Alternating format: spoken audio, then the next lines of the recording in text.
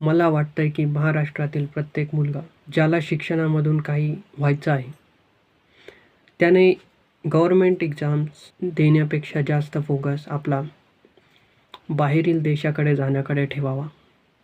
आजच्या कंडिशननुसार हेच योग्य आहे, की आपण ट्राय केलं पाहिजे की USA, UK, जर्मनी, कॅनडासारख्या देशाकडे जायला पाहिजे. 10वी नंतरच आपली प्रोफाईल कशी बनवावी ते इंटरनेटवरून शिका मुलांनो. आणि असं नाही का बाहेर जाण्यासाठी पैसाच लागतो, खूपच लागतो. ते एक मिथ आहे आपला. बिना पैशाचं पण खूप साऱ्या गोष्टी करू शकता तुमच्याकडं काहीच नाही तरी पण. कारण भारतामध्ये, महाराष्ट्रामध्ये जॉबची खूप कमी आहे आणि टॅलेंटची कमी नाही. तर आपल्या टॅलेंटची कदर त्या जागेवर आहे ज्यांना त्याची गरज आहे. हिऱ्याची कदर कोणाला असते? ज्याला त्याची परख असते. आणि आपली कदर कुठे आहे? बाहेरच्या देशामध्ये. तेथे आपल्याला जास्त कमाई करून भेटेल. 10वी नंतर तुम्ही गेलात. मी म्हणत होतो पैशाची काही गरज नाही. तर मी का म्हणत होतो असं? माझ्याकडे काय प्रूफ आहे? स्कॉलरशिप्स अवेलेबल आहे, जे तुम्हाला मदत करतात. फुल्ली फंडेड स्कॉलरशिप असतात. तुम्हाला ₹1 द्यायची गरज नसते. तुमचा जाण्याचा, येण्याचा, राहण्याचा, खाण्याचा, युनिव्हर्सिटी फीस, एव्हरीथिंग फ्री. सगळं काही फ्रीमध्ये भेटतं आहे. जर तुमच्यामध्ये टॅलेंट असेल तर भारतात ते MPSC, UPSCमध्ये वेस्ट करण्यापेक्षा तुम्ही त्याकडे जा. गव्हर्नमेंट एक्झाम्स आणि नीट JEEची प्रिपरेशनमध्ये स्ट्रेस घेण्यापेक्षा तुम्ही त्याकडे जा. तुम्ही त्यामध्ये तेवढा स्ट्रेस घेतला तर तुमची लाईफ खूप खूप बेटर बनून जाईल.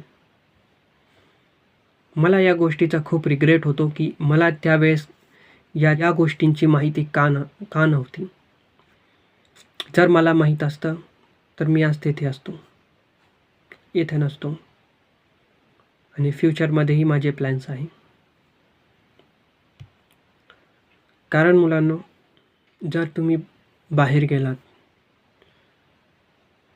तर तुम्हाला वर्ल्ड क्लास एज्युकेशन भेटेल, पहिली गोष्ट. दुसरी गोष्ट, तुमचं एक नेटवर्क बनेल.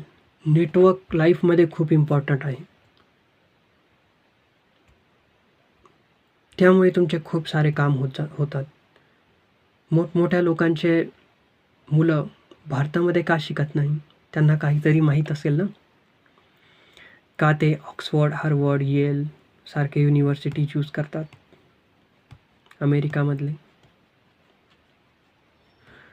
अमेरिका जा, जर्मनी जा, कॅनडा जा, खूप देश आहेत जाण्यासाठी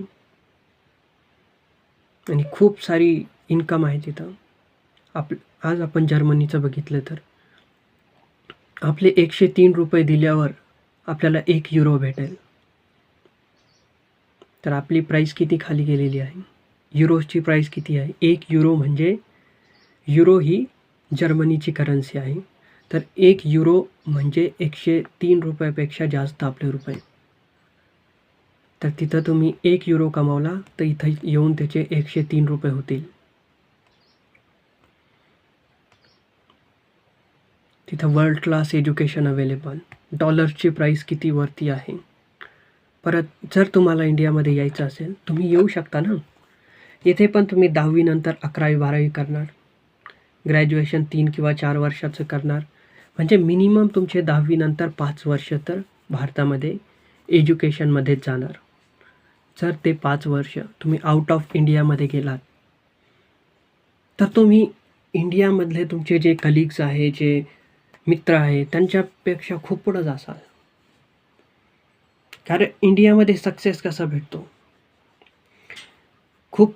लाखोमधून 10-15 विद्यार्थी, 500 विद्यार्थी, समजा टॉप 1% पेक्षा कमी, त्यांना खूप हाय लेवल सक्सेस भेटतोय आणि बाकींना काहीच नाही. परंतु अदर कंट्रीजमध्ये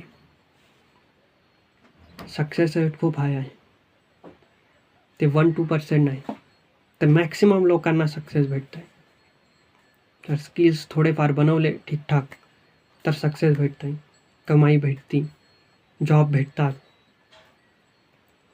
आणि इंडियामध्ये रिटर्न पण आला तर बाहेरून शिकून आलेलीची व्हॅल्यू जास्त असते इंडियामध्ये. बाहेरचा एक्सपिरियन्स जास्त मॅटर करतो. जर काही क्वेश्चन असतील कमेंटमध्ये बिलकुल विचारा. I will tell you everything about how to get scholarship, which scholarship is applicable for you. I will tell you some websites so you can search easily. But students, English शिका, त्याची तुम्हाला गरज आहे बाहेर जाण्यासाठी.